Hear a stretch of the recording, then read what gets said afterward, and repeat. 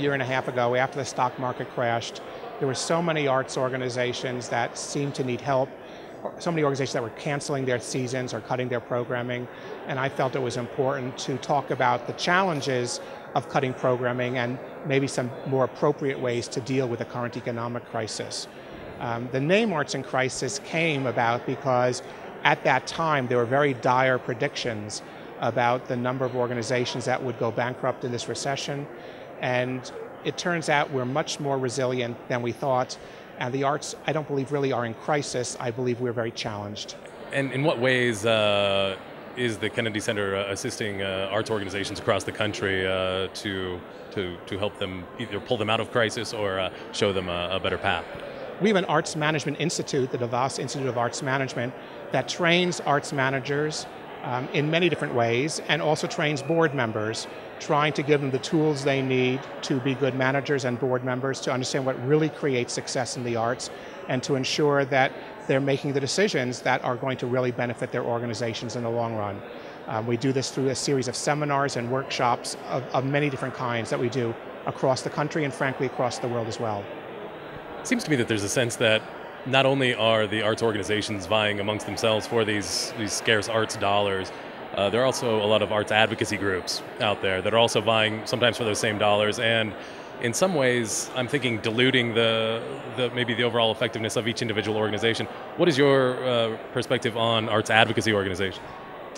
I think arts advocacy is a very important function. I wish, as I believe you do, that they'd work together more so that we really had a coordinated approach to arts advocacy.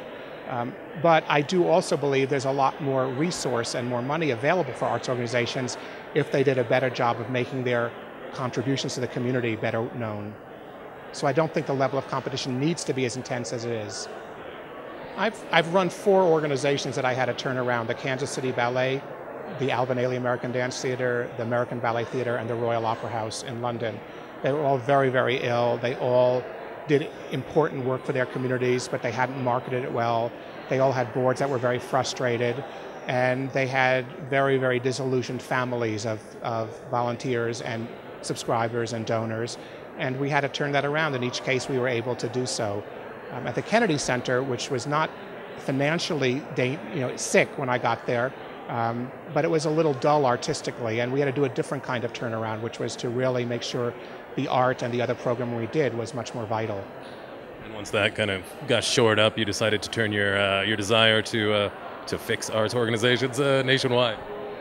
Well, I've always been interested in teaching, and I've been teaching for 20 years in this field, and there is a dearth of good arts management teaching going on, and so I've always been committed to that, and I've been very fortunate at the Kennedy Center to be able to build up a whole part of what we do, that we now have a very substantial number of arts management programs, hopefully helping arts organizations in this country and abroad run themselves better. I think the arts are facing some serious challenges, and many organizations are facing extremely dire challenges, but I think one can handle them. The truth is no one lends us very much money in the arts, so we can't get that sick. And so I believe that we are ending the Arts in Crisis program now appropriately because we no longer deem the arts to be in crisis.